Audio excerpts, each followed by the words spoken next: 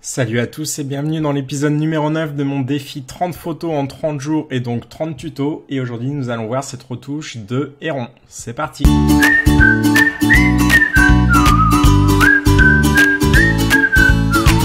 oui, ce fameux héron. Alors pour ceux qui me suivent, vous savez peut-être que c'est un animal un petit peu particulier. C'est tout simplement mon oiseau préféré. Et j'ai également eu la chance et l'honneur de remporter en fait le Festi-Photo de Rambouillet, qui est un concours de photographie animalière. Donc j'ai remporté ce concours grâce à une photo de héron justement. Donc c'est un animal qui compte énormément pour moi dans ma courte carrière de photographe animalier, on va dire. Donc je vais vous montrer tout ça. Aujourd'hui on va donc faire quelque chose d'assez simple. On va surtout faire un peu de correction colorimétrique et on va jouer un petit peu sur la luminosité et l'exposition globale pour éclaircir la photo. Donc c'est parti, je vais tout simplement enlever l'avant-après avec la touche Y. Comme ceci. Je vais ensuite redémarrer mon historique pour repartir sur la photo de base.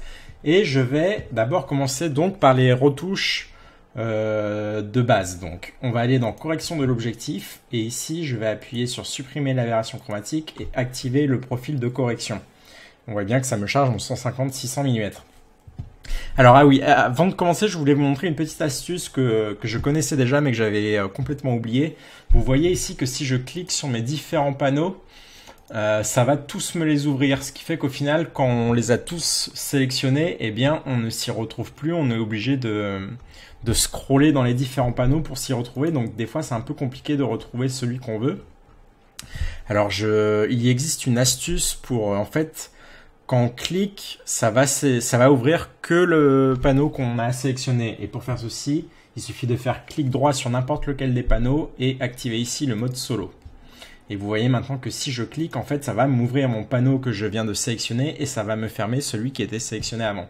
Ce qui permet d'avoir donc un seul panneau d'ouvert à chaque fois et donc de s'y retrouver, beaucoup plus facilement. Donc maintenant que je vous ai parlé de cette astuce, on va tout simplement retoucher notre photographie. Donc je vais d'abord faire un recadrage parce qu'on a beaucoup de fonds un peu inutiles, surtout en bas. Donc je vais essayer de recadrer légèrement comme ceci pour recentrer mon sujet. Voilà. Je vais enfin baisser la température. On voit ici qu'on a une température qui est beaucoup trop chaude, donc à 6000. Donc je vais la baisser très largement pour retrouver des teintes un peu plus naturelles et surtout avoir ce joli bleu au-dessus. Ensuite, je vais cliquer sur la touche Auto pour me faire pour laisser Lightroom juger de ce qu'il considère ce qui est le mieux comme exposition. Généralement, ça marche plutôt bien et ça permet d'avoir une base assez rapidement sur laquelle travailler. Donc maintenant, je vais venir retoucher localement mes curseurs. Donc je vais augmenter mon contraste. Je vais diminuer les hautes lumières parce qu'on voit qu'on a ici au niveau du plumage des zones qui sont un peu trop cramé, donc je vais baisser très largement mes hautes lumières comme ceci. Je pense que je vais augmenter l'exposition encore beaucoup plus pour avoir une photo très lumineuse, car on a une belle ambiance dorée, très lumineuse dans le bas de la photo, donc ça serait dommage de ne pas avoir cet aspect sur l'ensemble de la photo.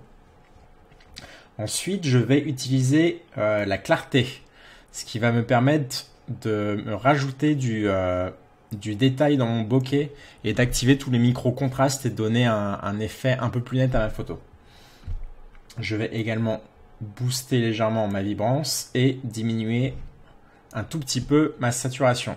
Et là, on peut voir qu'on a un petit peu trop désaturé, donc je vais augmenter encore plus ma vibrance. Voilà, à partir de là, je vais faire maintenant des filtres dégradés. Je trouvais que ce qui était intéressant dans cette photo, c'était le contraste entre le bleu, donc très froid du haut de la photo avec le côté doré du bas de la photo. Donc je pense que je vais atténuer encore plus ce contraste avec des filtres dégradés. Donc je vais en créer un ici et je vais augmenter très largement ma température. Alors peut-être pas autant, mais quelque chose dans ce style-là.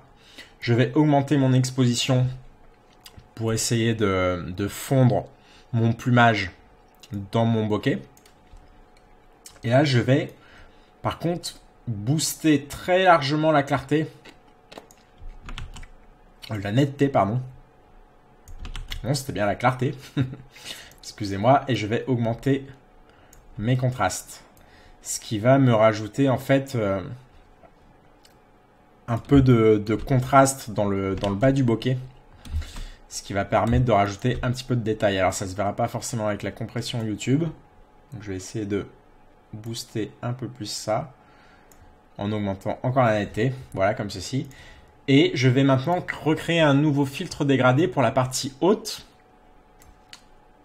Et je vais tout simplement refroidir encore ma balance et augmenter mon exposition pour avoir quelque chose de beaucoup plus clair. On avait eu un bleu qui était un peu trop sombre, un peu trop sale, un peu trop bouché, on va dire.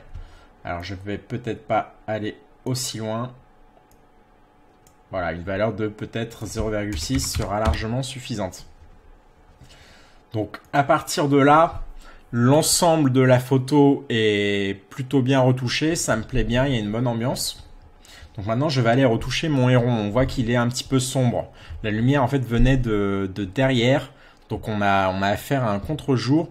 Donc la partie qui est visible du héron est logiquement sous-exposée. Donc on va aller rectifier ceci pour le faire mieux ressortir. On voit par exemple ici on a une zone beaucoup trop sombre sur son cou, ce qui fait pas très propre. Donc pour faire ça, eh bien, on va aller utiliser le pinceau de retouche comme d'habitude et on va donc créer une sélection. Alors ici, pas forcément besoin d'être très précis, mais l'idée c'est d'avoir l'ensemble de la tête avec le bec compris. J'utilise la touche Alt pour inverser mon pinceau et retirer où j'ai débordé. Comme ceci. Et je vais aller peut-être en baissant mon opacité, mon débit, pardon. Je vais aller ici fondre mon effet dans le bas du héron. Donc là, j'ai un petit peu débordé, donc je vais rectifier ici aussi. Je vois que j'ai une zone qui manque un peu ici. Donc maintenant que ma sélection est faite, j'appuie encore à nouveau sur la touche O. Alors je vais désactiver la saturation, je ne sais pas pourquoi il me l'avait mis à 0. Et donc là, je vais aller jouer sur mes ombres, que je vais booster donc pour faire ressortir le blanc du plumage. D'ailleurs, on va augmenter un peu les hautes lumières et on va surtout augmenter les blancs, ce qui va en fait faire bien ressortir mon plumage. Alors on voit ici qu'on a une zone qui est un peu trop cramée.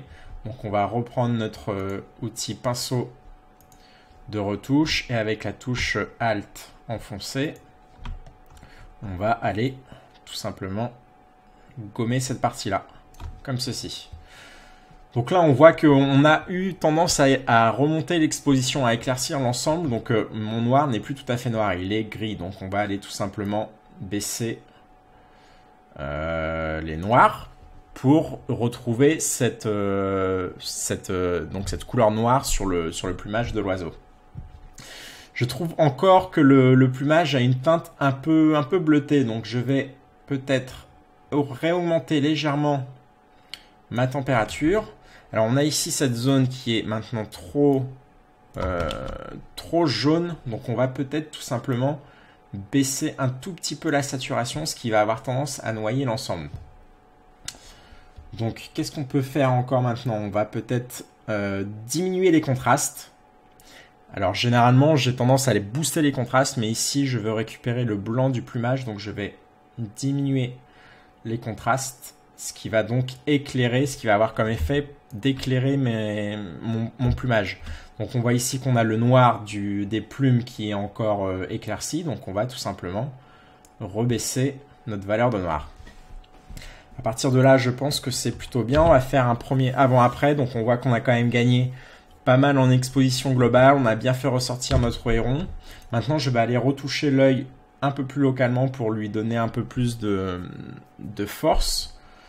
Donc, je vais utiliser à nouveau je vais utiliser un filtre radial que je vais donc inverser. Je vais enlever la saturation. Décidément, je ne sais pas pourquoi il la met à moins 100%. Et ici, je vais augmenter mon contraste, baisser mes noirs, augmenter mes hautes lumières et augmenter mes ombres. Ce qui, en fait, va me faire ressortir beaucoup mieux mon œil. Si on voit l'avant, après, on a boosté le contraste qui rajoute vraiment du détail. Notre regard est beaucoup plus vivant. À partir de là, je pense que je vais retoucher encore mon bleu qui est un peu trop pâle. Donc je vais reprendre mon outil filtre de dégradé et je vais diminuer l'exposition pour retrouver quelque chose de plus contrasté. Et on va peut-être tout simplement aussi booster nos contrastes. Et ce qui va nous permettre de pouvoir éclairer un petit peu plus cette zone. Donc voilà, je pense que la retouche est terminée ainsi. On pourrait peut-être encore faire du fignolage en augmentant notre contraste avec une belle courbe en S, comme ceci. Voilà, ça donne un peu plus de force encore une fois, mais on voit qu'on a des zones un peu cramées. Eh bien, on va tout simplement revenir. Ah ben non, nos hautes lumières sont déjà à moins 100, donc on va pas pouvoir faire grand chose là-dessus. Donc je vais tout simplement rebaisser un peu mes hautes lumières ici. Voilà, comme ceci. Ce qui permet de rééquilibrer l'ensemble. Donc la retouche est terminée. Je vais faire un coup de avant-après pour voir le rendu final. Donc on voit qu'on a complètement changé la balance des blancs qui était beaucoup trop chaude. On a fait ressortir notre animal en rééquilibrant l'ensemble de la photo. Le sujet était à contre-jour, donc il était sous-exposé. On l'a réexposé pour la photo pour bien le faire ressortir. On a un contraste au niveau des couleurs. On a un contraste au niveau des noirs et blancs. Donc je pense que la retouche est plutôt bien réussie et je vais m'arrêter là.